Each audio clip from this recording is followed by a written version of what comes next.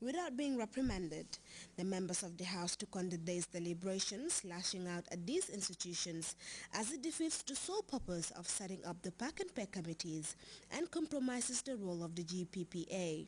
We as an appropriation institution and an oversight institution should be concerned about the level of compliance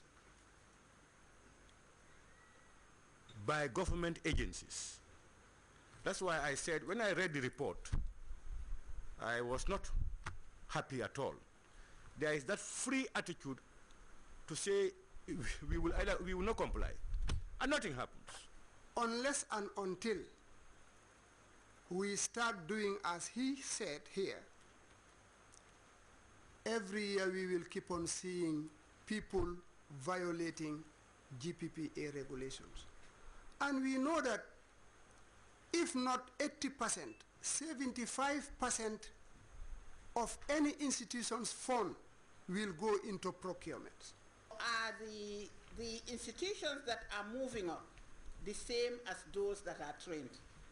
If you look at the list of institutions for whom training were conducted, you would observe that some are still fluctuating and cannot go beyond fairly compliant or mainly compliant. We are going to make sure that the executive is aware of certain problems that you have. In fact, particularly this one I want to recall, non-compliance. And the non-compliance, the column covers mostly institutions that are in the executive.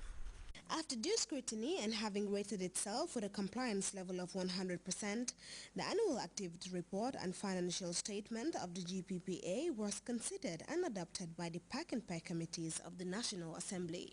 For GRTS News, I am Ajay Misise. The outlets of the Kanilai family farms in Greater Banjul area were this morning stormed by enthusiastic buyers attracted by the special price announced by the Gambian leader.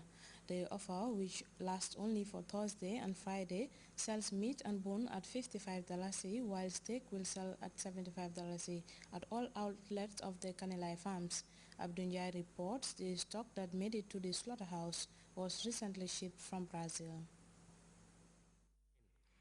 The prices were pegged at $75 for steak and $55 for meat and bone, striking a huge margin also in the quality of the cattle offered for Thursday and Friday.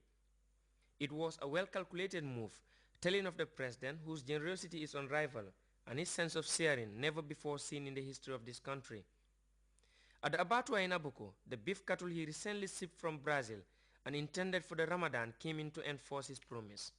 If you look at the quality of the meat, I mean, it's not compared even that of the local market. That's why I was talking about the new breed. Yes, you know, the cattle were brought from Brazil, and actually he regretted why the cattle were not here before the corridor. So in other words, these cattle were the ones that he meant to slaughter for the corridor. Yes, these were the cattle that these are the cattle that he meant to slaughter during the corridor time. But then still now, you know, when I spoke to him yesterday, he told me that, you know, first time he said let us slaughter 50, and then he decided to call me again that, you know, I want every Gambian to get meat at a very reasonable price. So he advised us to slaughter 121 bulls. 121 bulls for 2 days? No, for today. Only for today, 120? Yes, only for today, yes. So how much are you going to slaughter tomorrow?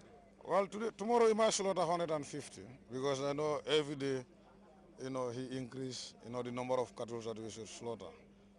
So, but it's a big concern for him, so that whether poor or rich, you know, whether Gambian or non-Gambian, to able to afford the meat, so that every family can enjoy the Tabasco.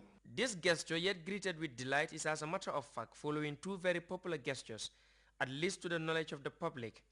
The first catered for the civil service, while the other saw rams sold at exorbitant prices in the market, going out almost free at the July 22nd square. This is a display of goodwill and gallantry, putting smiles on the faces of the have and have-nots. The special offer was the crossing from Nyumi, as did by this woman, but she was not alone. A good number of those in the queue also made the journey. This is the measure of their resolve and gratitude, for it has to be said that the Gambian leaders' patronage has made many butchers, creating employment even for the women folk, most of them now man outlets in the greater Banjul area, like Bintu Koli in Banjul, Fatoumata Jeng in Serakunda, and Nilan in Latit Kunda. I just feel proud, and I feel that, at least Banjulans are really having access to cheap commodities, unlike many other areas. Like you pointed out, this is not the first time. It has been ongoing since the Ramadan, and now tomorrow is Tobaski, despite the fact that, there is abundance of ram, but not everybody can afford to buy ram. So you can see here people are scrambling for the meat. One would have thought that tomorrow there will be abundance of meat, so nobody would care to buy. But because of the low price of the meat, people are taking advantage of it, and I'm sure they are all praying for him. Abdunjai, GRTS. A day's National Consultative Forum on Disaster Risk Reduction has ended at the Kafna Conference Hall. The synergy, which brought together officials in the sector, seeks to review progress made in disaster reduction and map out a way forward. Babukar Kamara attended the closing and this is his report.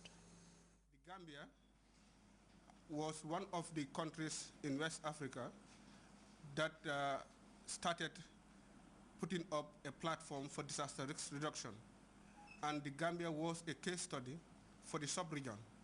They said as stakeholders concerned with effects of disaster, building on the sorrowful experience over the years. This meeting marks another milestone for the Gambia Disaster Management Agency and partners in making sure that we put our ideas, we put our heads together, our resources together, institutions come as partners, the private sector, the civil society organizations.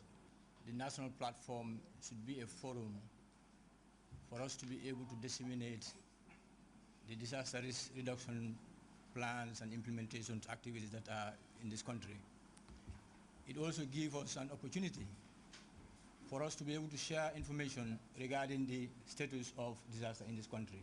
Their platforms emerged from a sub-regional commitment initiated by ECOWAS, meant to boost advocacy on disaster risk reduction, which is predominantly constituted by heavy downpour in the case of the Gambia.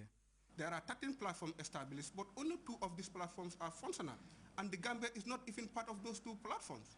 So this is really very serious, and I think we would all come together as Gambians. As stakeholders sat on the drawing boards once again, it is hoped disaster risk reduction will be integrated to consistent national programs for more robust approach and response to disaster outbreaks. Babukar Kamara, GRTS. We'll now take our first break. We'll be right back.